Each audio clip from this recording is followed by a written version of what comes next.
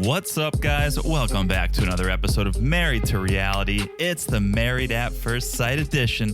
I'm your co-host, John, here with my wife and co-host. It's the one and only Teresa out there. Hello, everyone. How's everyone doing?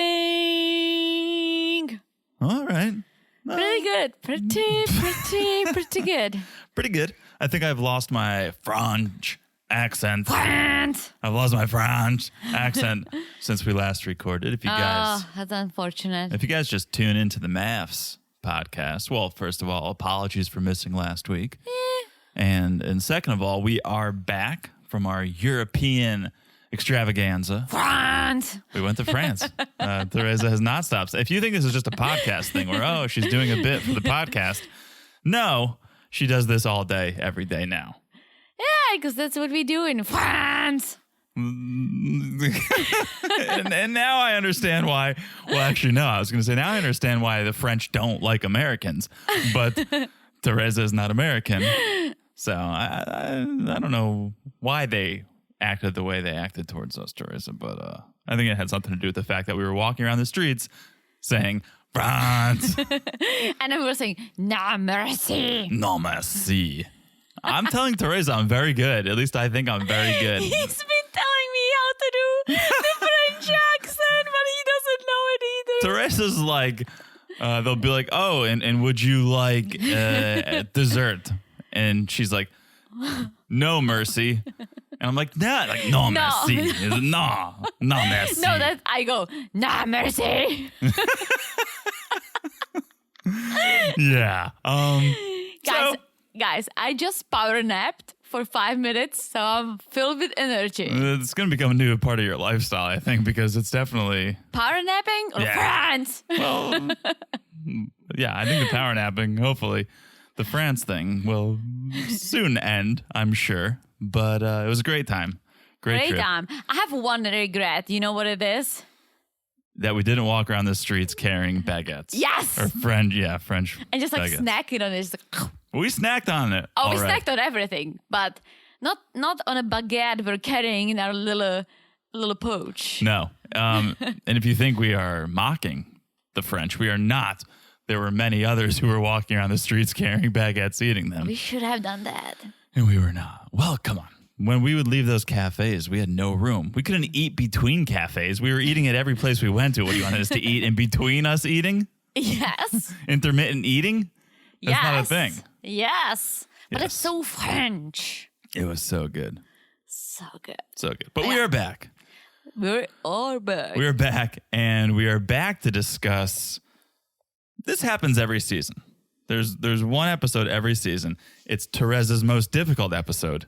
It is the vulnerability episode where they say vulnerable or vulnerability every other sentence. That's why I had to power nap. And you had to rest your tongue. Yeah. And this is that episode, the vulnerability episode, the fishbowl episode, the DP meet and greet episode. DP, finally. It's episode 12. And hello, DP. You were actually part of this. Yeah, hello. Which gave me a new Shark Tank idea. Okay. You want to share? Or you want to just share with me?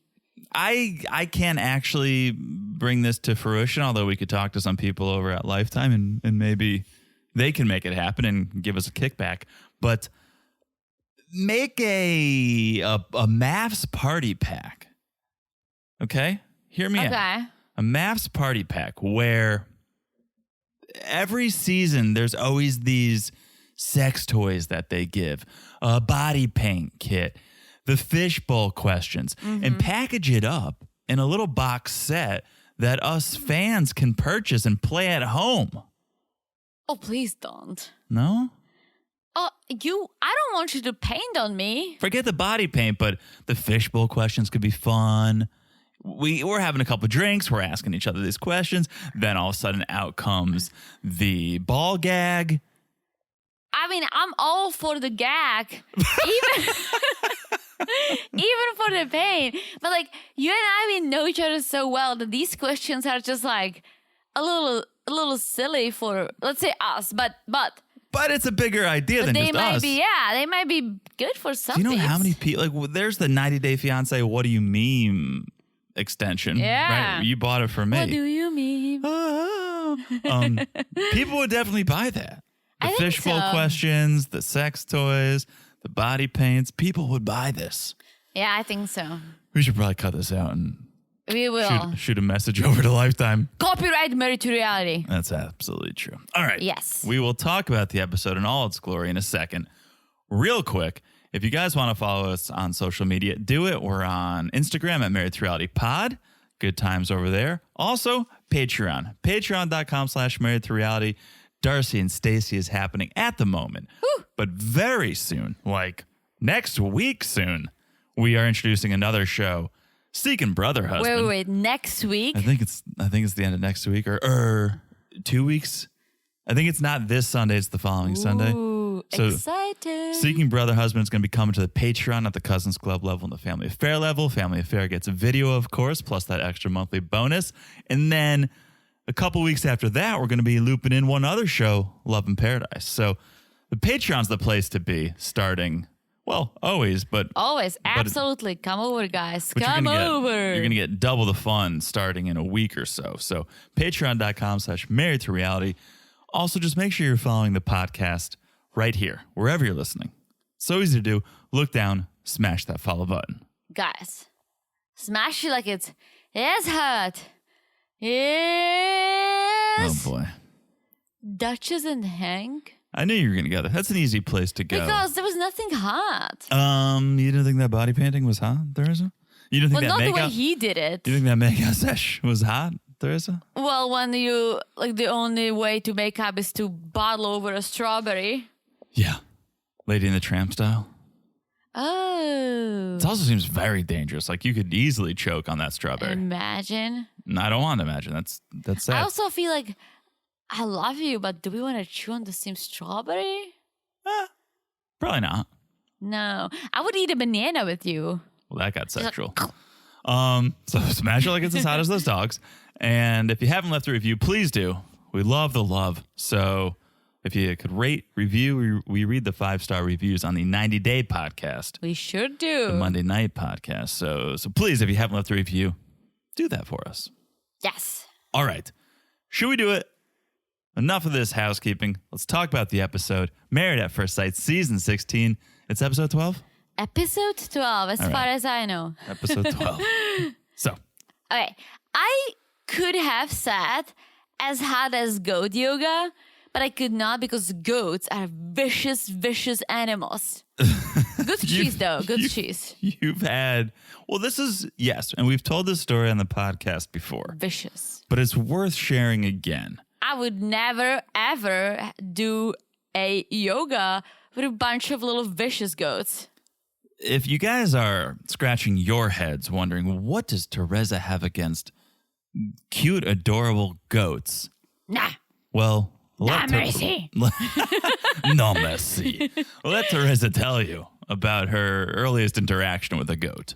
Me, about 7, 8 years old, petting a goat. Goat being above me for some reason. Yeah, this part always confuses me. Why the goat was on a stage while you were petting it. She wasn't on the stage. She was in the little goat house, and the house was a little elevated. Me reaching to the goat, petting the goat, trying to pet the goat. All of a sudden, something starts pulling and pulling and pulling. And my mom's screaming. And I realized the goat started snacking on my beautiful, beautiful blonde hair. You do have hay-like hair, and I say that with love. And it was when I was a child. It was even, And so goat's eating me. I'm screaming. My mom's screaming, pushing the goat. The goat's not letting go. I'm traumatized. My mom's traumatized. I think she kind of laughed, though. Eventually, the goat let go. And ever since, I have this thing against goats because I feel like they look at me as a snack. Yeah. They just want to like snack on me. They've told all their goat friends about you. If you ever see a blonde-haired Czech girl, give her a taste. They're vicious animals. Vicious. But you kind of get justice every time you have goat milk or goat cheese. So That doesn't kill the goat. It's just relieve the did goat. it kill you, Teresa? No, but they snacked on me. And you're snacking on them. It doesn't hurt them.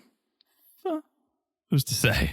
The goat needs to get the milk out of her Udders. boobs. Mm-hmm. That too. Yeah, the goat boobs. I'm not hurting the goat by eating the cheese. However, the goats did hurt me. Okay, well, I won't bring you to goat yoga. Please don't. Like Nicole brought her father, Mark, and Chris to goat yoga. Apparently, Nicole and her dad, yoga is a way that they bond. They do it quite often, and so now she wanted to up the ante. I think maybe it's a way of thanking dad for watching her dog. It's like, well, let's include you and Nice. bring you to the goat yoga sesh. You know, no, before we move on, I've seen a puppy yoga Well, that's what I was gonna say. with dogs available for adoption. So you yoga with these puppies who are available, you bond, and by the end, you get a workout and potentially a puppy. No, it's just a great marketing idea. It makes a lot of sense. And yes, I was going to bring that to your attention if you didn't know about it, but of course you did. Do you understand goat yoga? Because I had to look it up because I'm kind of dumb and I thought, well, what is the benefit? I understand the benefit of yoga. What is the benefit of adding goats to the mix? There's none. No, there is apparently. What is it? The goats like climb on top of you, poop, Yeah. eat your hair? Yeah. Well, there's that. Apparently, even just petting the animals during the session releases a relaxation response. So Why would you pet a goat? I don't know. I mean, they're kind of cute. I would do a sheep yoga. Okay. But if it's like a well-groomed sheep, not the hard sheep we once touched. I don't know if there's actually such a thing as a soft sheep. There must be. We've only pet one sheep in our life, and it was a very coarse sheep. Very hard. Yeah, to use Clint's word, it was a crusty sheep, a crusty Prague sheep. It was a street sheep, if you will. It was on the streets. She was part of this whole play about Jesus being born. Yes, and we gave it a good old pet, and we were like, wow, that is quite tough. We were so shocked. Very shocked. I think there must be a soft sheep. I would hope so. So it's the releasing of the relaxation. It lowers anxiety. It provides comfort, and it reduces loneliness. So I guess there's a benefit to throwing in some goats into the mix. Apparently. But okay, they finish the yoga and they start talking, and Chris wants to know, tell me, dad-in-law, how has Nicole changed as a person over the years? And the response is that, well, her mom and I divorced. It put a strain on our relationship. It became hard for her to spend time with me because of my living situation, the bedroom situation. She didn't have her own space. So we kind of grew apart, but Nicole ended up growing as a person and they grew together as family. And so now they have a great relationship, which is a happy ending to that story. And Nicole goes, yeah, like things are good. Have you ever seen me this happy, Dad? And her dad goes, you're not happy, you're content. But that makes you happy. I still don't understand it. It's like a strange backhanded compliment where he can't admit or accept that she's happy, but is willing to go as far as you're content. You are okay in the moment. You're not upset. You're not sad, but you're not thrilled. You're content. So I'm thinking, well, this is weird. Maybe he's not so supportive of this. But then in the next breath, he's like, oh, you know what, Chris, I really respect you. And call me Dad. Call me Daddy. No? It's a different podcast. But so this is all's well that ends well. Yeah. And this seemed to end well. They seem to be solid, but they always show some tragic moments in the preview. So let's see. Let's get to those tragic moments then already. Like, stop stringing us along. Right? Let's get to a little drama. So then we have our first DP visit. Yes. DP had some sex hair going on this episode. She looks good. She was tussled. I mean, I don't know, maybe she had some goats climbing all over her, but she had some sex hair. I don't know what that means, but I think she just hit the salon. Okay, yeah, maybe the saloon. She did look a little banged up. She's no longer making house calls this season either. She wasn't going to their apartment, getting that cute mug she always gets of tea or whatever she drinks. They're doing this at the apartment At complex. the common area. You know how I know? The wall art is in our mailroom in green. Really? Yeah. Oh. I'm always looking at that thing when I'm picking up mail, which is not that often, but It's like in The Office when Oscar and what's Oscar's boyfriend's name? They go to Pam's art show. oh yeah. And he's like, this is motel art. That's what it was. Honesty. So okay, she's there, and DP wants to talk about trust in the relationship. And so Nicole, of course, brings up her past relationships and how she's now realizing, oh, my past impacted me more than I thought. I think like all these people have such like childhood issues and they just blame everything on it. I mean, I had a nice childhood. Did I have some traumatic moments like the goat? Absolutely. But do you blame that goat for your failed relationships? No. No, not for that. I blame her for not liking goats, but Then I hear where you're coming from, and I think I would take your side more if we were talking about Eris, because it's a little bit of a leap for me to go from what he's been through to the way he's treating Jasmine. But yeah. I was just going to say, I'm talking about this in general. Like, they all have these for sure, issues. they all have had divorced parents, Yeah. parents who've left their lives for one reason or another.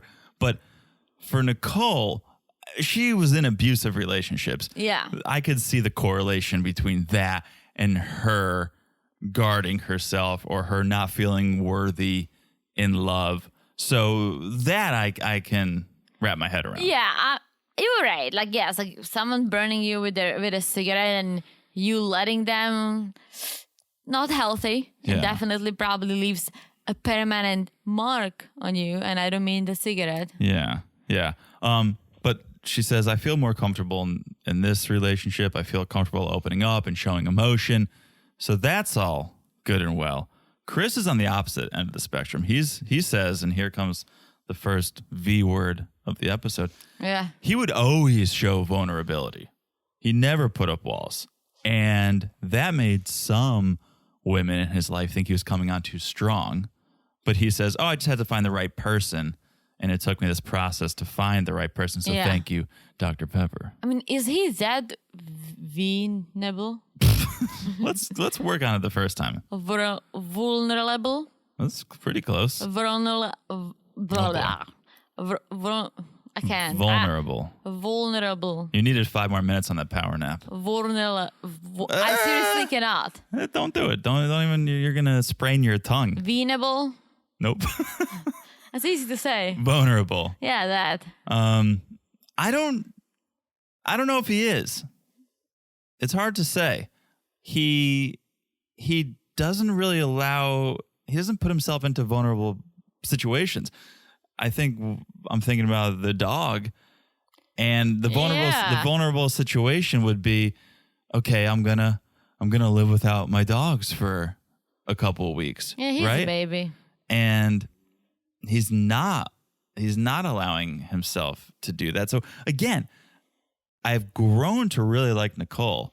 In each episode, I like Chris less and less because he seems like he's all talk. Oh, I'm so vulnerable. I never put up walls. All this. It's like maybe you don't put up walls because you're right. You're sitting out on the balcony on your honeymoon, bawling your eyes out. You're not putting up this tough exterior. You are showing your emotion, but you're not doing anything vulnerable to help the relationship. You're not exposing yourself to pain or suffering in the name of strengthening your relationship. You're just crying to get your way. I mean, did you have to put yourself through a pain or suffering to strengthen? I can't talk. Oh boy. That's because of friends.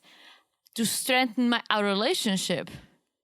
I wouldn't say pain or suffering, but you do have to do things that maybe aren't the most comfortable. Like what? Like flying 10 hours to see the family. You love that. I love being in Europe.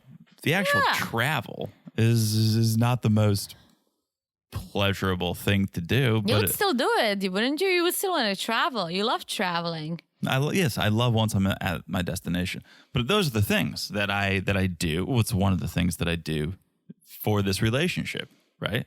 And you love it. I see it as a benefit. I think You benefit of me being foreign. Yes, I think you are misunderstanding what I'm saying. Yeah. I'm saying the 10 hours Oh. that my 6'2" body sits in an economy 38D seat. I mean, we weren't that far. We were 34. 10 hours. I mean, you coming in at 5'6" or however tall you are, Yeah. it's a bit more comfortable for you. So again, these aren't big things, but it's something that I do for this relationship that I wouldn't have to or necessarily want to do for another relationship. So if you were in a relationship with an American person, you would not want to go to Europe? Not twice a year, probably. I mean, I would, but you know what I'm saying. I know, but I still think I bring a lot of joy and Of course you do. That's not even a question. And me being foreign is beneficial and expands your horizons in a way that you didn't even know. You just saw the Venus of Donji Viestonice. Bless you. Guys, it's the oldest ceramic article in the world that was found near my Allegedly. home. No, it is. Near my home in the Czech Republic, and it's being displayed to the public only every 10 to 15 years. And guess who just got to see it? This guy right here. And me. That's I've true. never seen it. It's only been displayed two to three times in our lifetime. No, two in mine, pretty much. Right, and we got you to see too, it. yeah. It's very exciting. We got to, yeah. So you would have I'm even not known saying it's not, about that's it. That's not how this conversation works or this equation works. You're just saying, do you do things that are uncomfortable for this relationship? And I'm saying not in the actual sense of like, oh, this is uncomfortable. I don't want to do this, but I try to suck it up and do some things. You know what happy, I Teresa. try to suck. I don't suck it up, but it's Stand-up comedy. Yes, well, that's one thing, but that it's challenging, but I'm okay with it because it's beneficial to you and me. You know what it is?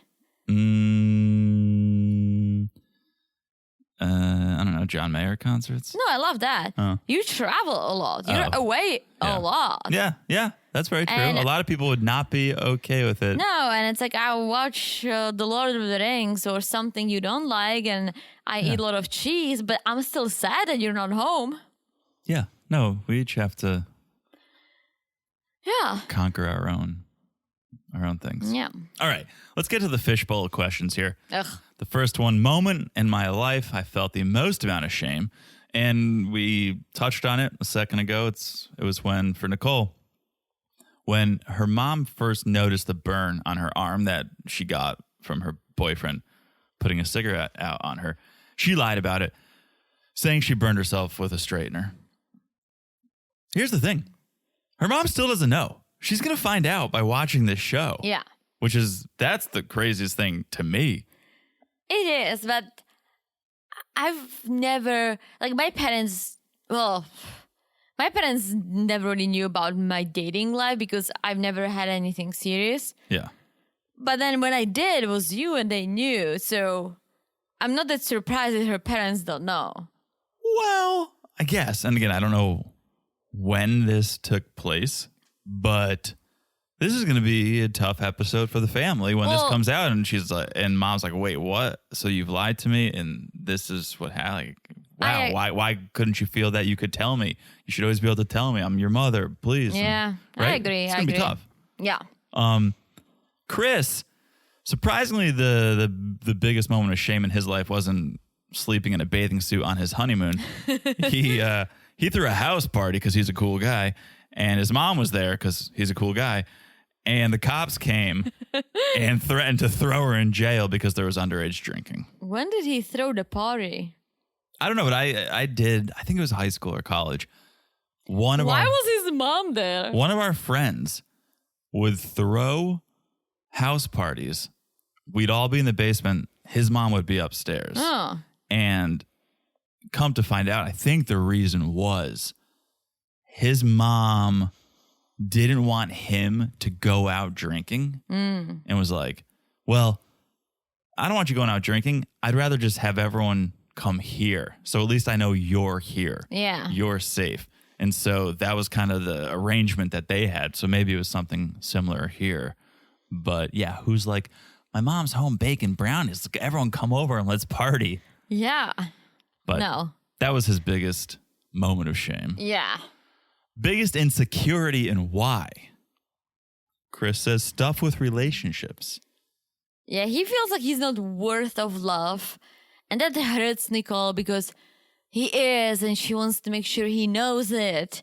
And DP is so happy. She's like, maybe we created one couple. Maybe. The actual winner of this episode, I think, for DP is Kirsten and Shaq. I think she encouraged them the most, and they came the furthest after the DP meeting. But yeah, Chris and Nicole probably second. And then the final question was, what worries you the most at the moment? And Nicole, she's worried, we're in this happy bubble. One day it might burst, and there's a part of my brain that says I don't deserve to be this happy. It's like, well, your dad doesn't think you're happy, Nicole, so don't worry too much. Don't get too excited because your dad just thinks you're content. Also, the bubble needs to burst, and you need to run into issues, and you need to solve them. That's so true. If you cannot do that, then you cannot be together. Like, running into issues is not a bad thing if you can solve them. Yeah, there's that saying, look, flowers can't grow without rain, or you need rain and sunshine, or something like that. Yeah. And you don't need terrible things to happen in your relationship, but emotions are on a spectrum, and relationships are on a spectrum, and you do need the good and the bad, the tough and the easy, and it makes the good all the better, and the tough is where you find out, are we actually meant to be? Yeah. Are we willing to fight for this relationship? Are we willing to sit in basic economy for 10 hours? That's what you find out. Well, if you ever get rich, we can bump it up. Mm-hmm. To like economy plus. Patreon.com/married to reality. Speaking of not getting rich, I think it's time to take a quick break. Okay, we have a new sponsor. Woohoo! We are excited to tell you about. So let's take a quick commercial break. We'll tell you about that, and we'll be back in a minute. Guys, I'm super excited about our new sponsor for the pod. You guys know that John hates when I talk about working out, but it's a big part of my lifestyle. Well, something else has become a part of that lifestyle, and it's called Fit 8 energy drinks. I'm actually drinking the blackberry pineapple right now, and I could try to describe how good it is, but right now you can actually save 40% off your first order of 24 cans of Fit 8 energy plus free shipping. Wild! So you can try it for yourself. You guys just need to visit www.drinkfit8.com/married-to-reality. One more time, www.drinkfit8.com/married-to-reality, and make sure you put the www in the URL. And I'm looking at John, and he's also drinking a can of something delicious. You want to tell us about it, Jonathan?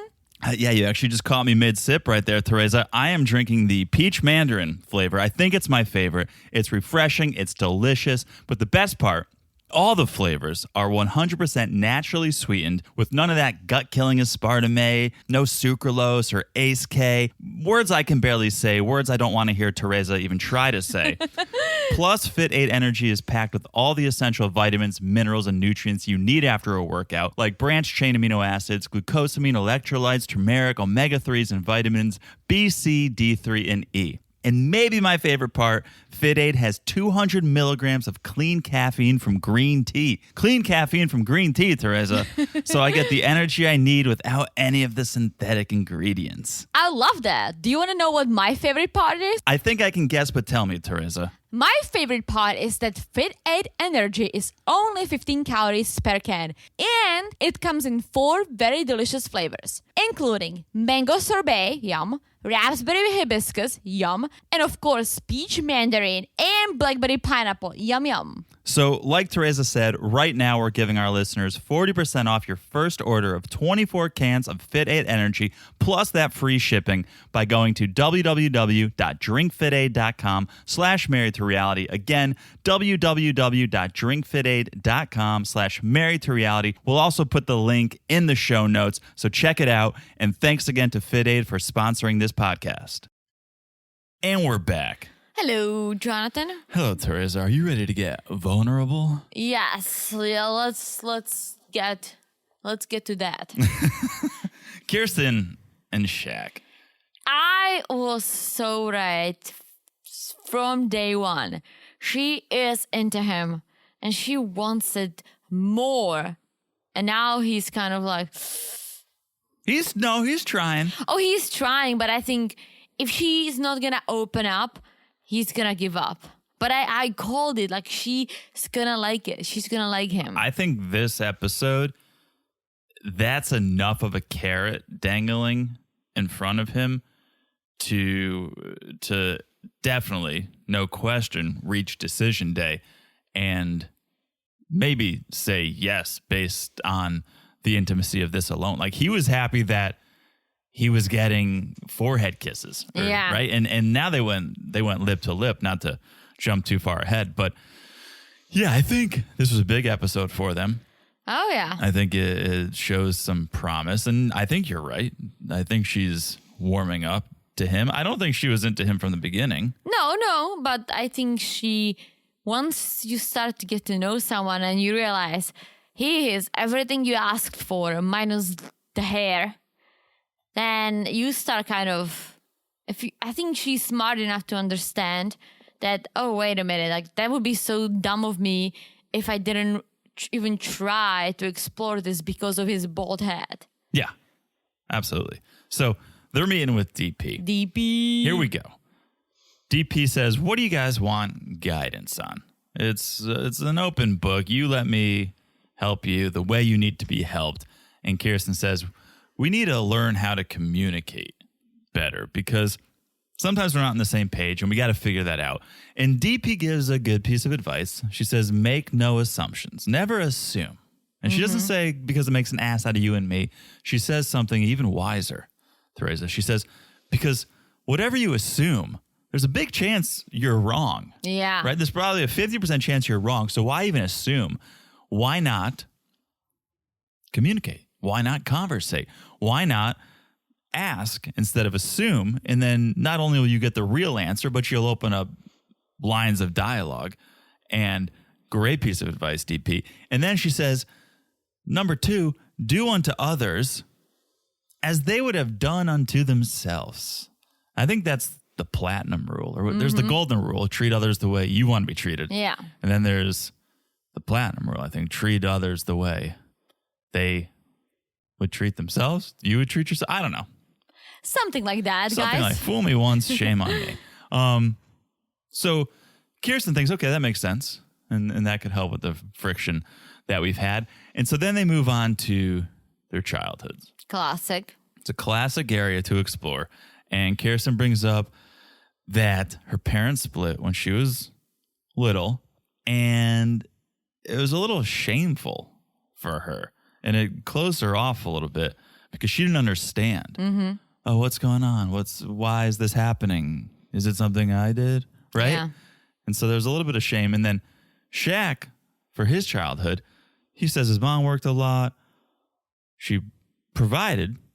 So she was there for me that way, but she wasn't always physically there for me. I wanted more. And on top of that, I grew up without my biological father. Mm-hmm. I didn't meet him until I was 17. And so they're getting, Teresa, say it. Vulnerable. Whoa! There right? she is. Right? There she is. Hello. They're getting Teresa. They're getting vulnerable. And yes, they're seeing how, sharing these stories, it's important. Now we can understand each other. Yes. And they just need to. I think Shaq is being open. It's Kirsten who has these walls up and she explains it. So I think once those walls go down and she allows herself to be vulnerable, Now you're just showing off. Now I'm just showing off. They'll be good or as good as they can be. Yes. And the next thing they needed to tackle was the intimacy issue. Yeah. And Shaq, this is where I'm saying like what they end up achieving is so monumental because he was all smiles and excited to just talk about kissing on the forehead. And he was like, there's progress. We're doing better. At first, she didn't want to kiss, but now I'm kissing her on the forehead. And DP's like, a forehead kiss is okay, but there's many other types of kisses that you may want to throw in the mix. I'm kind of surprised, and I'm happy she didn't because I don't believe it, but I'm kind of surprised Kirsten didn't bring up how she's a bad kisser. I thought that's her calling card, but she didn't mention it. Well, maybe she's trying to wrap her mind around it, thinking, maybe I wasn't kissing the right people. So I think you can feel like you're a bad kisser if you kiss someone and it doesn't feel right. Yeah. You can think like, maybe it's me, maybe I'm not enjoying it. Especially if, let's say, she kissed a few people, right? Yeah. And nothing felt right. Then it's probably her thinking, well, maybe I'm not doing it right. Well, kissing is like a dance. Kissing is like riding a horse. If you've ever gotten to a gallop, right? You and the horse, you become one. And so it's the same with kissing. Yeah, if you are kissing someone and they are doing the waltz and you're doing salsa, well, that's not going to be good. True. So, yes, maybe she's been kissing the wrong people. Hopefully, Shaq is the right person. Yes. There was this very cute moment. I found it very cute back at the apartment when Kirsten asks Shaq to sketch the logo for her real estate business. And it turned her on. Yeah. And it turned me on, too, because I was like, where's Steve Moy? Because this is how you promote your design business. Oh. Mr. Steve, I'm a graphic designer. I do websites, but doesn't have anything to show for it. This is how you promote your design business. Yeah, and Shaq is not even a designer. He's a man, a jack of all, a shack of all trades, Teresa. Ooh, and he knows how to use Squarespace. Does he? Well, Kirsten was like, and can you build a website? Like, oh yeah. I'm like, oh yeah, you can use the templates. Oh, I'm surprised this wasn't a promotion for right? Yeah, because it was such a quick little segment. It would have been perfect. It was like, yeah, all you do is go on Squarespace, download the template of your choice, and edit it. It's so easy. In 3 steps, you'll have your own website. Yeah, that's so funny. But he whipped out his pad. He went to work, and we love this kind of thing. Yeah, and it turned her. She's like, oh yeah, show the logo, Shaq, and put a pencil behind your ear. And that was just the start. Okay, the next scene, we really get to see Shaq in full artist mode. Yeah, but this is Picasso over here. The way he body painted her was like, okay, one arm first, then the other arm, a little bit of a belly, a little bit of a neck, but he painted her like a painter. Like, oh, I'm doing your job. Paint me like one of your French girls. Jack. Okay. Shaq. I'll never let go. I don't know why Kirsten had to stand on a coffee table for this first and foremost. I'm like, she's gonna fall. And I don't understand how this is sensual or romantic or intimate in any way whatsoever. I don't see it. I would worry about a mat. I would do it if we're in it's a paint place when you paint on your body, right? And I can mess it up. Mm-hmm. Oh, I would do that. And then if there's a big canvas and we could just like cuddle on the canvas. This is why Therese and I are so solid, because we have the same twisted ideas. I literally wrote down, it would have been better if they rolled around in paint and then rolled on a canvas. And did body art. And then it would be like a color art. Yeah. It's also a great idea. Patent pending. So it was a hit, I guess. It didn't seem like either were too into it in the moment, but the after activity snacks, I think that's what it was all about. It was little strawberry and whipped cream in a hot makeout session. Yeah, over the strawberry. But Kirsten said, well, I'm feeling that this might not be it for tonight, but only me and Shaq will know. Uh-huh. Oh, we heard a Shaq. You guys gonna bang? I like it. And I said it before, I'll say it again. I think this was all DP. I think if it wasn't for DP, if it wasn't for her intervention, if it wasn't for her saying, you guys got to get more intimate, enough with the kissing on the head, paint the body, I don't think it would have happened. So, I so definitely good on was you. better than fish balls. I hate the fish balls. It's like, ugh, like all these questions. I mean, I get it, but it's, I think if they had 3 questions to ask and answers, that's one thing, but a freaking ball of questions, I don't think I would want to do that. I know. I wonder if they really go through all of them. They probably do have to go through all of them because then they take different ones from each couple. Yeah. Whatever ones are juiciest. All right. Okay. So that was Shaq and Kirsten. Looking good, guys. The relationship is looking good. Yeah, the painting, meh. Well, they just needed a canvas. His logo design was better than his painting. Well, let's talk about someone who needs a lot of work still. And it's Gina and Clint. Clint was Skyping his friend. David. And David definitely spent some time figuring out where he was going to take this video call. Oh, yeah. Because he definitely auditioned a few locations. Like, do I take it from my living room? Should I go to the dining room? No, I'm going to go to the chaise lounge in the backyard. Yeah, this is cool. This is relaxed. This is a good vibe. Like, you don't just end up there taking a video call. He put a lot of thought into this. Yeah, but they're chatting about the relationship and sailing. And yes, they did go sailing. And yes, the relationship is in a good place. At least that's what Clint thinks. Mm-hmm. Smooth waters. But they need to get deeper. Clint wants to get deeper and learn more about Dina. He wants to know the crust. Enough with the crust. I can't stand the I hate crust. that. I don't like that term. It's like, It doesn't make any. First of all, it doesn't make any sense. The crust of something is always like the surface, yeah. right? Yeah. You want to get to the goo. You want to know what's underneath the crusty sheep. Yeah, yeah. So the whole crust thing is off-putting and doesn't make a lot of sense. But the friend's like, well, have a little margarita night. Put on a little Jimmy Buffett, waste away in Margaritaville, get to know each other, have some fun, be like a chipmunk, no sudden movements. And Clint was like, yeah, I think we're gonna do keg stands. Yeah. He was joking. Was he? Yes. What a weird joke. Yeah, he was joking. I think David didn't think he was joking at first, but I didn't then think he's he was like, joking at first. nah, I think he was joking.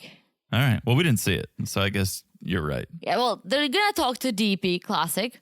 Yes. And Clint says, we're doing better. And Gina's like, yeah, we're just focusing on having fun. Which for me, she sees him as a forced friend that she needs to suck it up. Like, they're not gonna make it. Right. They're not sleeping in the same room right I now. think the worst thing about this relationship going to end is gonna be Clint missing Hank. They've really grown.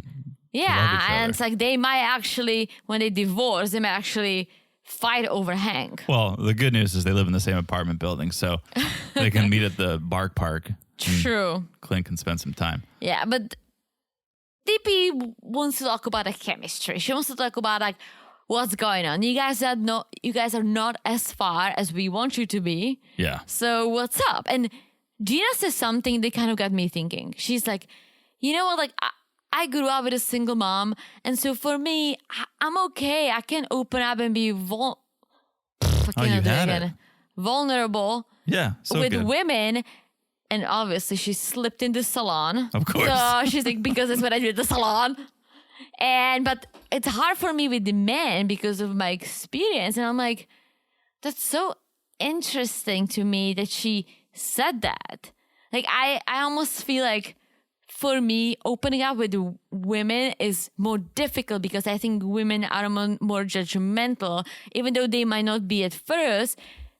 I would rather open up with you or like with your or my dad because I think it is less judgment and more being straight to the point and answering my questions or what I'm worried about instead of like talking in circles. And we all know some women, they're my friends, but deep down, like, and let's say you have any issues that they might be maybe a little happy that, okay, you have some issues, so I'm not the only one. That's what it is. As you were saying that, I was thinking, I feel more comfortable with women, strangers, than men strangers. If they're my friends, I have way more male friends than female friends. But if it's a stranger or if it's like a job interview or something, I feel more comfortable with the opposite sex. And I think it's that it's not true. But for some reason you feel like, oh, it's not direct competition because we're different. Mm-hmm. So I think there's something to that. But yeah, I don't know. I mean, I was raised around a sister and a mother and a father. So like I was acclimated to speaking to all. Yeah, and I genders. can too. Like I feel very comfortable talking to your mom about anything, and my mom too, and my aunt were very close. So I'm okay doing it. I'm not saying all women are like that, but I do have some friends who I know, and if I open up with an issue, deep down they'll be like, yes, like you have some issues, like you don't live a perfect life, like good. The thing with Gina, it's a little bit of a self-fulfilling prophecy because sure, she grew up with a single mom and so she was comfortable talking to her, but the salon thing, that's on you because I would say, and I don't have the numbers, I mean, I go to a salon, but when I'm there, I look around and I'm usually the only guy there. Maybe there's one other. So if you started a salon business and you chose to work in that field, you're choosing to just surround yourself constantly with women.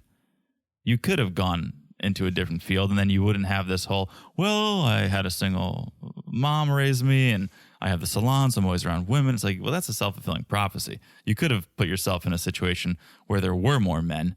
You chose not to. Yeah. And I don't think just having a single mom causes someone to be like, well, I don't know how to talk to guys because I had a single mom. It's like, you went to school. I'm sure there were guys around you. I'm sure you had male professors, teachers. Well, not in hair school. Well, high school, middle school, elementary school. Yeah, I guess. I just think it was a way to promote the salon. I would like to talk about the salon. Of course. Clint says, well, I'm always as vulnerable as possible. And Gina gives a big eye roll. Oh, she gives him a lot of eye rolls. She gives a big eye roll. And she feels like, well, Clint doesn't ever ask me anything about anything. He says, oh, he wants to be vulnerable and have these deep conversations, but he never initiates anything. It's because Clint expects these conversations to happen naturally, which I kind of understand that. I don't think I would want to get a fishbowl to ask you a question. I would just ask you as it comes. And I feel like that's how we get to know each other. Like when we are in a situation or we thought of something came up that reminded us of something else. Yeah. That's how we get to know each other. I know this is different. This is a whole like sped up relationship. But I see Clint's point of not feeling like it's being forced. Oh, I completely see his point. He says, oh, it doesn't feel authentic. It's like a Q&A. It's like, that's so true. It should come up naturally. Yeah. The issue is they didn't get off to the best start. So for natural, vulnerable conversation to emerge, it's probably less likely than in a couple like Nicole and Chris who do feel comfortable with each other. Gina doesn't feel that comfortable with Chris, so I don't think she's going to be with Clint. So I don't think she's going to be rushing to get vulnerable. So it is going to take something more like a fishbowl to prompt that. So speaking of the fishbowl. Yes. Let's do it. First question. Do you avoid asking for help? Gina, 100%. Delegating is very hard for me. She goes, delegation phobia is my number one toxic trait. The fact that you know the term delegation phobia, yeah, I'd say that's a toxic trait. I'll tell you what, it is hard. Like delegating is hard. It's harder than it sounds. Like when you actually have to do it, it's hard. It's hard. I completely agree. I don't like people who wear it as a badge of honor of, oh yeah, I can't. No one can do it like me. I can't pass off my work. If it's going to get done right, it's got to get done by me. Like I don't, and even if that's true, because I'm sure in many cases it is true, to be so proud, I don't love that. I think for me, it's the opposite. For me, it's like, okay, if I obviously I do it. I got over this whole delegation phobia. I do that, and I found a way to do it in a way that benefits me and people around me. But it took me a while, and the reason why is because I felt like if I delegate my work, what if the other person will do it better? Of course. And then the person I was supposed to do the work for will be like, oh, since now on, I want to work with this person over with Teresa. And that was my big issue of like delegating things. And then I got over it because I already thought about it. I'm like, well, this is silly. I need help with certain things, and I have people who can help me. And I'm fine doing it now, but it was hard. But that's not even, it is delegating. But I think when you're in a position to delegate, you are delegating to subordinates. Yeah, and so, that's what I'm talking about. So they're not doing the work you should be doing. You should be doing a higher level work. You give them not busy work, but work that you don't have time for. Yeah. And so I don't think it's direct competition. But for Jean, it can be, but you need to, if you are in like a supervisor, manager, whatever role, right? You need to be okay with that. 100%. Like that's your role. That's the job is to manage. And for Gina, she wants to talk about, women empowerment, and I support the women at my salon and this and that. It's like, well, letting them thrive and delegating work to them is empowering women. Keeping it all to yourself and saying, no, I need to do it, I need to do it, I need to do it is not empowering anyone, including yourself. It's probably going to hurt yourself in the long run. So she avoids asking for help. Clint says, I'm independent, but I also know when to ask for help. That's good. And yeah. Then the next question, one thing I need to let go from childhood. Gina says the fear of rejection, which stemmed from her parents' divorce and her dad not being around. And Clint says, okay, I get that. And he goes, the majority of the week, my dad was never there. He had to walk to work to do construction, probably up hills both ways. But I guess they bond on that. Yeah, because Clint is like, yes, this is the crusty crust I was talking about. I guess. He's happy. Hank is happy. Hank the dog. That's it. What more do you want? What more do you want? And there was like one more question about biggest insecurities. And for Gina, it's like more financial stability and success. What if the salon fails? Yeah, I'm a workaholic. Always at the salon. And Clint says, I'm more insecure about not fulfilling what I want out of life. Yes. And, okay. That's understandable. I mean, he is 40. Gina says, well, that's not too old, but depends what you're trying to achieve. Yeah, Gina needs to stop talking about the salon. I get that it's a big part of her lifestyle. The biggest. But if she has even a tiny, tiny desire to make this work, like you need to focus on it. At least like think about the salon if you have to. Do it when you're there. But when you're not, try to not focus on it. Because I don't want to say that because I don't know that that's the issue. I think be passionate about your job. Love what you do. Absolutely. Want to talk about it. I don't think her talking about the salon is the issue. It's her avoiding talking about anything else. Well, that's the issue. No, the issue is that all she talks about is the salon. Right. I think, it's fine if she mentions it, but imagine if all I ever talked about is my job. Like, that's it. That's all you get out of me is my job. Yeah, but I wouldn't eventually you would be like, well, is there more to you than your job? Sure. No, I get you, but I don't want to completely muzzle her from talking about. No, I think her being passionate, as you said, is amazing. I love it. We both are passionate people. We love what we do, including podcasting. And that's great that she loves her job. But there are times that you don't always have to talk about it. There must be something else that you can talk about, that you can worry about. Yeah, there's a happy medium. Yes. All right. Speaking of happy or unhappy. Oh, boy. Let's talk about my poor Jasmine and Aries. So DP is paying him a visit. She can't get there quick enough. And she brings up how she feels like things aren't progressing very quickly. And so I want to know, what can I do to help you guys connect? And it's the same old thing. Here we go. Week after week, Jasmine says she wants deeper conversations. She wants Eris to lead those deeper conversations. And that's going to help them form this bond. And she's also hurt by the attraction comments. Like, she knew it's a possibility, but she didn't really think about it. Yeah. And the fact that she's in this situation right now, not ideal. So DP says, well, share something now. Share something with Eris to help him get to know you a little bit better. And Jasmine, I guess we got another mentor on our hands. It's not just Shaq, because Jasmine mentors young girls. And which is great. yeah, I love a good mentor. And is always telling them, be true to yourself, speak up for yourselves.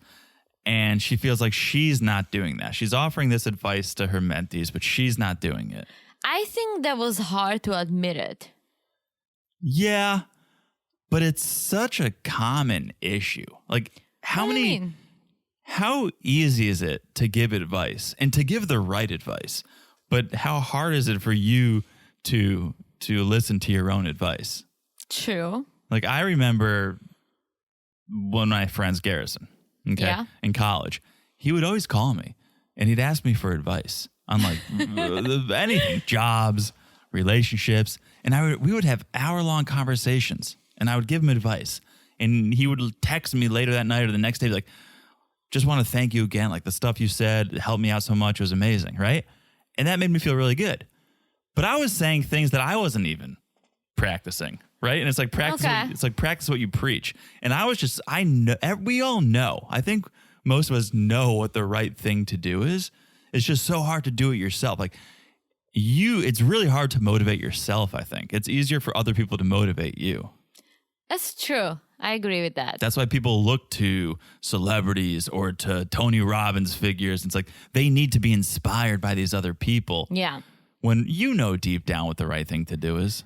I think so too. It's just hard to admit it. And for Eris, it's like he thinks he's being afraid to being open to people because of his childhood and the dad dying and too many people died, a friend and a best friend and a roommate. And yeah, it sounds sad. It sounds like he's been through a lot. However, you cannot blame this on being a shitty person, making bad comments about your wife. I completely agree. And I watch this and think to myself, okay, Eris doesn't just need couples therapy. He needs therapy. Yeah. Because if this stuff happened to him decades ago and he's still letting it affect him in the present, well, you should address that. And so have therapy. Well, either that or he uses it as an excuse for his shitty behavior. I think there's that too, yeah. Because I don't want to judge anything or anyone, but you guys know we're not religious. And the reason why is like, for me, it's like, if you do something shitty, you need to face the consequences. Praying and thinking, okay, if I pray, it'll be fine. That's not how things work. At least not in my world, right? Mm-hmm. And that's my issue with religion, that you cannot just pray and everything's okay. And for him, it's like, oh, all right, well, yes, I was being a shitty person. Let me bring back my childhood because that was traumatic. I don't know how much effect it actually has on him when it comes to Jasmine. I don't think any. Well, but he keeps bringing that back. And you know why I don't buy it? Because then he makes comments about coming on her back or something. Yeah. And like banking girls. So I'm like, well, it's literally... He didn't say coming on her back, by the way. He said breaking her back. Oh, well. Yeah. But it's literally like, all this is about is that for some reason you're not attracted to her. You weren't ready to be married. You loved your bachelor lifestyle. Mm-hmm. And now you're in the marriage that you don't want to be in. And you made shitty comments. And now you're like, let me try to make it look a little better. So let me bring back some trauma. I disagree with you, because all of the stuff that you just said could be his personality because of the trauma he faced as a child. Like, Okay. he didn't have the father figure to set him on the right path. He didn't have a good core group of friends to set him straight. And so those traumatic experiences could have shaped him into the asshole that he is today. So I don't think those two things are necessarily separate. But at some point, you have to go, okay, I had a lot of shitty stuff happen to me. Now I'm being a shitty person because of it. Let me take ownership. Let me seek help and let me overcome this. Yeah. Because I have hopefully many more years ahead. I know he talks about always being in the hospital and Jasmine wiping his ass, but hopefully he has a bunch more good years ahead of him where he could be a good person and be in a healthy relationship. Well, we'll see. I mean, he has moments when he's trying and he's going to try later. I just don't know if I buy. Like, I don't know if he's being for real or if he's just trying to save his reputation because he's been a shitty person to her. So let's go to the fishbowl, right? Classic fishbowl. And let me ask you this, right? They keep going through these questions one after another and Jasmine has no answer to anything. And what I think is like, I don't think it's because she has no words or no response. I just think she's so frustrated and doesn't trust him to open up. That's definitely a good thought. He blames Jasmine during this, or he tells the camera, he's like, she says she's going to open up. She's not opening up. We're doing these questions. She's not answering. Neither are you, though. Yeah. And you're not taking ownership over that. Like, he literally said, like, oh, yeah, these are stupid questions. And he's not answering. So everything is her fault. He's not looking in the mirror, taking any ownership. Like, you're not spilling your heart and answering these questions. You're throwing the pieces of paper to the side just as fast as she is. Yeah. And she answers the last question about, like, what worries you the most? And Jasmine is like, our marriage. And walks away. That was dramatic. Yeah. And then we have this little segment of Jasmine's mom coming in because Aris wants to know what he can do to make Jasmine to open up more.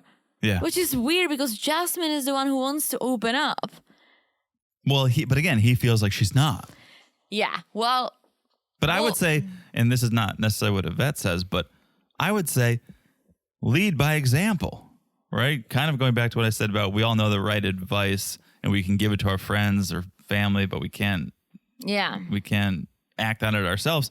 During the fishbowl exercise, he didn't answer one thing openly, honestly, authentically. True. And was mad that Jasmine wasn't. Well, maybe if you took one question and really opened up, she would have followed suit. Because here in this scene, aside from Duchess just loving on Yvette, which was very sweet. Apparently, Duchess ate his shoes because mom is like, so how is it going with Duchess? And we learned that Duchess a little bit of a snacker. A little bit of a snacker. Still a swell dog. So it's a swell dog. But Eris is like, yeah, Jasmine told Dr. Pepper she wants to have deeper conversations. She doesn't get deep. I get so deep. I'll go deep on my favorite color. Someone will say, Eris, what's your favorite color? And I'll say, I'm blue, dabba dee, dabba die, Eiffel 65. But Jasmine will say, oh, what's your favorite color? And she'll go, pink. And not even the singer, just the color, pink. and I go deep. She doesn't. And I've never heard Eris go deep before, though. Well, I think he goes deep. Maybe in his own head. Yeah, I was going to say on the ladies that he said he banged. Was that a sexual reference? It was a sexual reference. But yeah. Yeah, and mom is like, well, you kind of need to pull it out of her. And yeah, I don't know. I don't know how this relationship is going to end. Yeah, Yvette says, it's up to you guys. You need to put in the work. And that's where I'm saying, yeah, you be vulnerable then. You lead the way and show how authentic and vulnerable you can get. This reminds me a little bit of my parents in a way, my grandma, because Jasmine's mom is like, oh yeah, like I appreciate his honesty, like, and his openness, like she's like loving this. And it's like my dad, out of the 100 things that my mom asked him to do, he does one, and my grandma puts him on a pedestal. Like, oh my gosh, Gabriel, he's doing it all. He's doing everything. Such a great guy. And meanwhile, my mom is like, he's doing nothing I ask him, but that one thing that grandma witnessed. Well, and it's all it takes for my grandma to think that my dad is the best. People see what they want to see. And your grandma wants to see that her daughter is in a happy marriage. And I guess. I'm sure Yvette wants to imagine that her daughter has a solid man by her side. So people see what they want to see, and that's that. Well, that was it. That's that.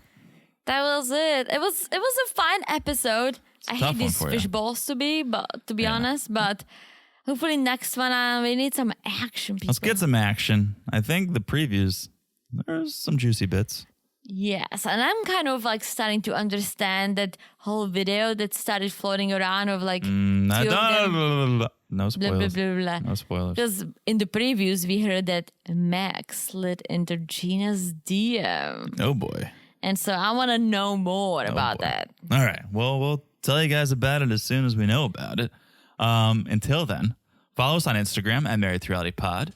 Check out the Patreon, patreon.com/marriedtoreality. Bunch of good stuff coming up over there. And right now, Darcey and Stacey. If you haven't left a review, please do. Now is a great time to leave a review. We love the reviews. Rate, review. 5-star reviews get read on the main podcast, the Monday night podcast. Although I hate calling it the main podcast. This one's getting just about it's because 90s are bread and butter. Yeah. This is our like bread and jelly. Like we don't need it that often. That's not true. We do it just as much. Yeah, this is like our bread and spread cheese. What do you call it? Cream cheese. Oh, well. Yeah. I don't think that analogy made any sense, but Teresa's tired. No one listens to this. Some people do. I like the people. We always say like, yeah, no one's listening here. And then that one time we shared secrets and then people messaged us. That was great. That was good. Anyways, not a secret. We love the review. So if you haven't left one, please do.